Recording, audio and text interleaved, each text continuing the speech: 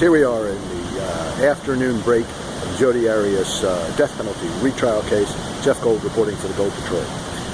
This morning began with Juan Martinez attempting to play a clip of himself asking questions to a witness, Darrell Brewer, in the first trial, while he had Detective Flores on the stand. This was objected to, sidebar, and ultimately he was not allowed to play it. However, he was allowed to ask questions to Detective Flores as to that testimony, and it seems to me that he may use Detective Flores for a number of reasons, including trying to get in testimony of witnesses that he's not going to otherwise call, because he does have sworn testimony that was cross-examined before. There is a way to authenticate it and get that testimony in.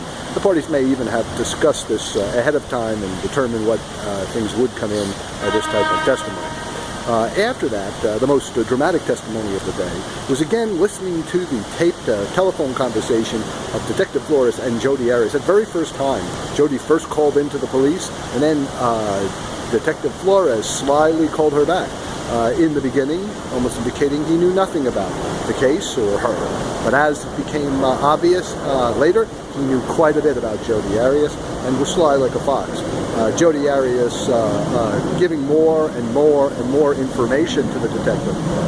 At one point, suggesting that perhaps two people had to commit this offense. Detective Flores indicated to her that maybe, in fact, two people had to be there to overpower Travis Alexander. This could have been the very germ of the later story that she had, that two ninjas attacked her and Travis Alexander. You'll recall that her first story is she didn't know anything about anything. Later on national TV, she was to give that ninja story. It was chilling in the sense to watch her titter and laugh about the situation as if she knew nothing about it. Frankly, even if she did know something about it, it's unbelievable that she'd be tittering and laughing in any way, shape, or form. But the fact that she did that was just chilling to listen to again. And it ran about 25 minutes in the court. There was another phone call that was played as well. But that was certainly the most dramatic part of the testimony of this morning, chilling. Then the morning ended with juror number 12 being left in the courtroom and brought into the jury box. We don't exactly know why. Everyone else was excused. It's behind closed doors right now. But nevertheless, that's how we left it. You remember last week ended with juror 17 being questioned. So quite a number of these jurors being questioned. Is it possible that juror 12 is being questioned because of what juror 17 said? Who knows? It's pure speculation.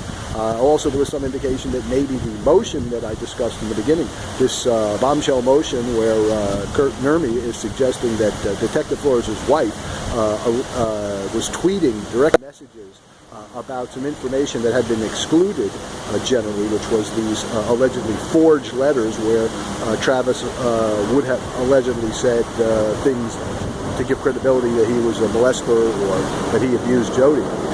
And that wasn't allowed into evidence, and it shouldn't be discussed. And here we have an allegation that Detective Flores' wife was doing it. That may be being discussed this morning too at the end of the session, but we're not in there, so we don't know. If we know more about it after lunch break, we're going to let you know. Jeff Gold reporting for the Gold Patrol.